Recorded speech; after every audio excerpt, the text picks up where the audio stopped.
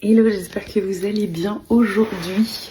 Je viens tout juste de m'éclipser d'une séance cliente et d'une séance client et j'ai laissé Yannick avec notre cliente parce que je sentais que la suite devait se passer entre eux deux. Et ça fait partie aussi de comment on fonctionne, c'est-à-dire que pour moi, il n'y a rien de figé, que ce soit dans nos accompagnements à deux ou solo. Il n'y a pas de nombre de séances, il n'y a pas de durée, de durée de séance en tant que telle, est-ce qu'elles doivent durer 1 heure et demie, il n'y a pas de il faut qu'on soit les deux tout le temps ou quoi. Là par exemple cette séance elle a commencé où dès qu'elle a commencé à parler j'ai dit ok en fait c'est quoi, on va se programmer une séance toutes les deux demain et là on va faire la séance ensemble etc. Parce que je sens qu'il y a des choses qu'on va aller évoquer peut-être de femme à femme. En tout cas moi j'ai plein d'intuitions qui tombent et ce sera plus posé de le faire demain. Et là, on est en train de continuer la séance et tous les trois. Et puis je ressens ce truc encore de ma place, elle est plus là. Je dois laisser Yannick solo.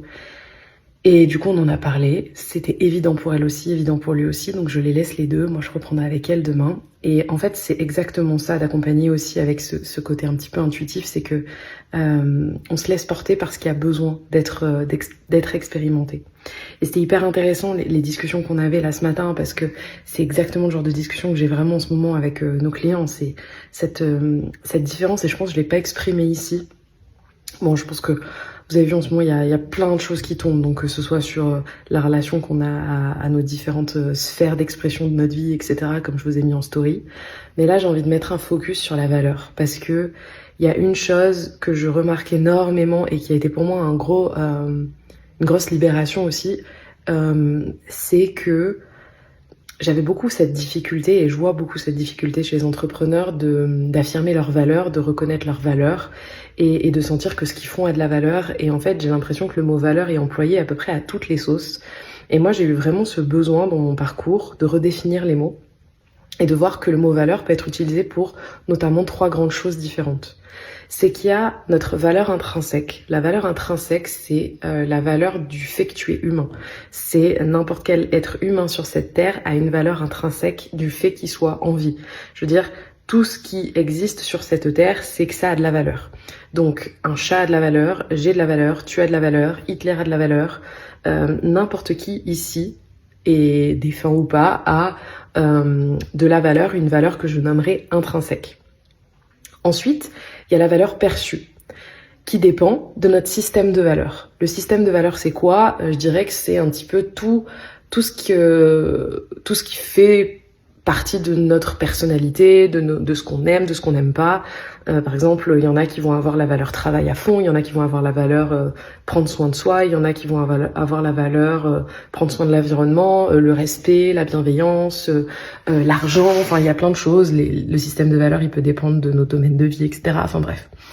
Et donc, en fonction de votre système de valeurs, vous allez percevoir plus ou moins de valeur dans les transmissions de quelqu'un, dans la personnalité de quelqu'un, si ça résonne plus avec votre système de valeurs. Autrement dit, si je prends Hitler pour volontairement aller chercher quelque chose d'opposé, il a une valeur intrinsèque évidente. Maintenant, mon système de valeurs ne correspond pas forcément à son système de valeurs, a priori. Et donc, dans sa façon peut-être de s'exprimer et de voir certains sujets de la vie, la valeur que je perçois de ça, elle est moins élevée que, par exemple, une coach mentor que j'adore, qui aura autant de valeur intrinsèque que Hitler, mais qui aura un système de valeurs plus proche du mien. Et donc, je vais percevoir une valeur issue de ses accompagnements, de sa façon de parler, qui est plus élevée. Ça veut pas dire que sa valeur est plus élevée que celle d'Hitler, ça veut juste dire que la valeur que je perçois de ce qu'elle transmet est beaucoup plus alignée à mon système de valeurs. Et encore une fois, là, j'utilise donc 3 fois le même mot, le mot valeur, mais pas dans le même sens. Et je crois que ça permet vraiment de comprendre que vous avez tous et toutes de la valeur. C'est-à-dire que vous soyez une femme au foyer, une femme salariée, une femme entrepreneur, que vous ayez 10 000 francs de salaire mensuel, 2 000 francs de salaire mensuel, 100 000 francs de salaire mensuel, vous avez de la valeur. Que vous parliez aux femmes de leur rapport au corps, que vous parliez aux femmes de leur rapport à l'argent, que vous vendiez des bijoux, que vous vendiez du café, votre métier a de la valeur aussi, de manière intrinsèque. S'il existe, c'est qu'il a de la valeur. Maintenant, Et c'est pour ça que je parle des bonnes personnes, c'est que vos bonnes personnes, c'est celles qui vont, dont leur système de valeurs va être en lien avec ce que vous proposez.